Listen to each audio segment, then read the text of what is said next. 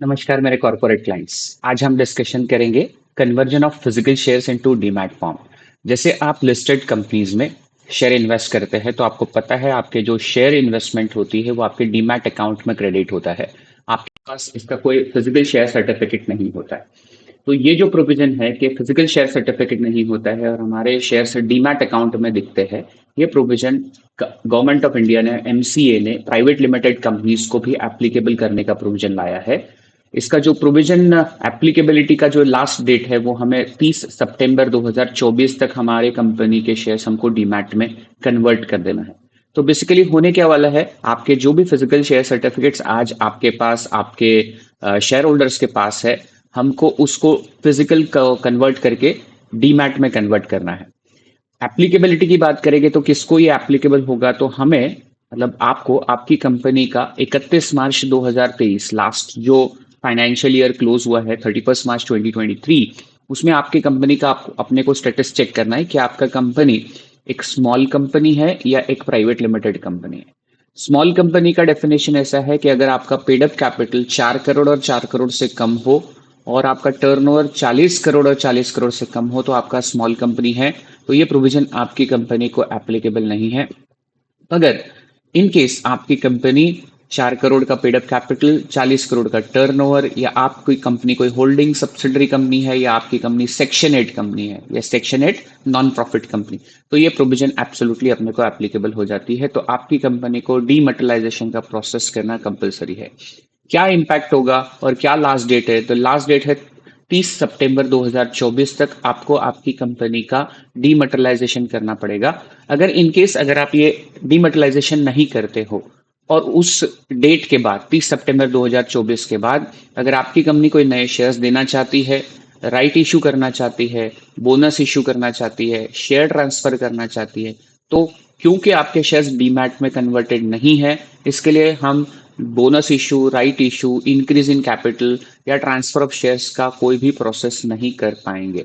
सो बड़ा इंपॉर्टेंट है, अगर आपकी कंपनी को ये प्रोविजन लागू है तो हमें ये प्रोसेस करना है। ये प्रोसेस में 3 लोग इन्वॉल्व है, कंपनी खुद इन्वॉल्व है, कंपनी के डायरेक्टर्स और प्रमोटर लोग इन्वॉल्व है और कंपनी के बाकी शेयर होल्डर इन्वॉल्व है। तीनों को कुछ ना कुछ अपना काम करना है। देखते हैं कंपनी को क्या काम करना है। कंपनी को इनिशियल ईयर में कुछ काम करना है और हर साल कंपनी को कुछ काम करना है।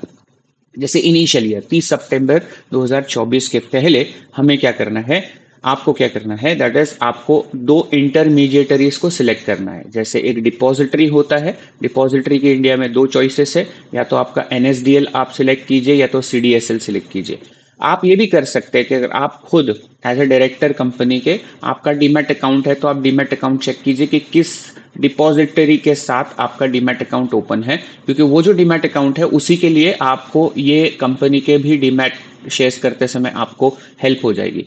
तो मान के चलो आपका डीमैट अकाउंट सीडीएसएल से है, तो आप सीडीएसएल, आपका खुद का पर्सनल अकाउंट डीमैट सीडीएसएल से है, तो आप यहाँ पे भी आप सीडीएसएल को सिलेक्ट कर सकते हो।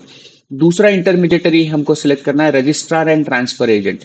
एक मैंडेटरी एजेंसी है जिसको हमको सिलेक्ट करना है, जो हमारे शेयर्स को डीमैट करने में, शेयर ट्रांसफर करने में, सारी चीजों में हमको मदद करेगा। इनकी एक एडमिशन फीस होती है, प्रिस्क्राइब फीस है, गवर्नमेंट एजेंसीज है और आरटीए है, तो ये इनकी फीस हमको पे करना है। और हमको एनएसडीएल और सीडीएसएल से आईएसआईएन नंबर लेना है, that is international security identification number. क्या ये कंपनी को एक ही लेना है या एक से ज्यादा हो सकता है? अगर आपकी कंपनी में एक से ज्यादा सिक्योरिटी है, अगर आपकी कंपनी में इक्विटी है तो उसका अलग होगा, प्रेफरेंस होगा तो अलग होगा, डिबेंचर होगा तो अलग होगा। तो जितने आपके पास सिक्योरिटीज है उतने आईएसआईएन नंबर लेना है। आईएसआईएन नंबर लेने के बाद कंपनी को करना क्या है? कंपनी को बहुत सिंपल है, कंपनी को एक लेटर सारे शेयर होल्डर को लिखना है और अपना आईएसआईएन नंबर कम्युनिकेट करना है और उनको रिक्वेस्ट करना है कि आप अपना डीमैट अकाउंट खोलिए और अपने शेयर्स को डीमैट कीजिए। यहाँ पे कंपनी का रोल खत्म हो जाता है डीमैट के लिए। मतलब कंपनी ने आईएसआईएन नंबर को कम्युनिकेट करना है और उसके सारा आगे का जो प्रोसेस है वो शेयर होल्डर को खुद को डीमैट अकाउंट खोलना है और अपने शेयर्स को कन्वर्ट करना है। वो कैसे करना है हम नेक्स्ट स्लाइड में देखेंगे। फिर हर साल कंपनी को क्या करना है, हर साल कंपनी को ये जो डिपॉजिटरी और रजिस्ट्रार एंड ट्रांसफर एजेंट की हमको फीस भरनी है। जो भी उनकी फीस होगी 5,000, 3,000, जो भी फीस है एनुअली हमको वो भरना है। और हर साल एक रिटर्न फाइल करना है रजिस्ट्रार ऑफ कंपनीज को कि हमारे कंपनीज में कितने शेयर्स थे और कितने डीमैट हुए हैं, कितने डीमैट नहीं हुए, उतना रिपोर्ट करना है, उससे ज्यादा कुछ नहीं है। ये रिटर्न हमको हर हाफ ईयर लिए कंसिडर करना है। अप्रैल से सितंबर का एक रिटर्न है, अक्टूबर से मार्च का एक रिटर्न है। कितने दिन में ये फाइल करना है? 60 डेज में फाइल करना है। तो अगर अप्रैल से सितंबर का रिटर्न मैं फाइल करूंगा 29 ऑफ नवंबर, और अक्टूबर टू मार्च में रिटर्न फाइल करूंगा 30 मई के दिन फाइल करूंगा। ठीक है, परफेक्ट।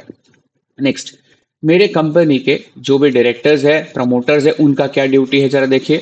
अगर company right issue, bonus issue, ये सब कुछ करना चाहती है तो मैंडेटरी है कि कंपनी का जो भी प्रमोटर शेयर होल्डर है, कंपनी का जो डायरेक्टर है, वो अपनी एग्जिस्टिंग होल्डिंग को डीमैट में कन्वर्ट कर दे। जब तक वो अपनी एग्जिस्टिंग होल्डिंग को डीमैट में कन्वर्ट नहीं करेगा, कंपनी 30 सितंबर 2024 के बाद भी कोई राइट इशू, बोनस इशू नहीं कर पाएगी, भले उसके पास आईएसआईएन नंबर होगा। पर अगर डायरेक्टर और प्रमोटर ने डीमैट नहीं कराया होगा तो कंपनी आगे शेयर्स इशू नहीं कर पाएगी। फर्दर, शेयर होल्डर का क्या रोल है? शेयर होल्डर का रोल है कि उसने एक डीमैट अकाउंट खोलना है। जो भी डिपॉजिटरी है, या तो उसका जो ओपन किया हुआ डीमैट अकाउंट है एग्जिस्टिंग, जिसमें वो लिस्टेड कंपनी के शेयर्स बाय और सेल करते हैं, उसको भी आप यूज कर सकते हो। उसमें आपको डीमैट अकाउंट ओपन करके अपने शेयर सर्टिफिकेट अपने शेयर ब्रोकर को देके अपने शेयर्स को आपको डीमैट कर लेना है। इनकेस अगर आप ये नहीं करते हो तो 30 सितंबर 2024 के बाद आप राइट इशू को सब्सक्राइब नहीं कर पाएंगे, आपको बोनस इशू नहीं मिल पाएगा, आपको शेयर ट्रांसफर करना है तो नहीं कर पाएंगे। तो ये सारी डिफिकल्टीज आपको आ जाएगी। तो इन नटशेल, मैं रिपीट करूं, इन नटशेल आपको एप्लीकेबिलिटी चेक करना है, रिपोजिटरी और आरटीए का फीस पे करना है, आईएसआईएन नंबर लेके शेयर होल्डर को इन्फॉर्म करना है, शेयर होल्डर को अपना डीमैट अकाउंट खोल के अपने ब्रोकर से शेयर सर्टिफिकेट को डीमैट में कन्वर्ट करना है, कंपनी को हर साल पास 6 एक हाफ ईयरली रिटर्न भरना है, अप्रैल टू सितंबर 30 नवंबर तक, और अक्टूबर टू मार्च 30 मई तक।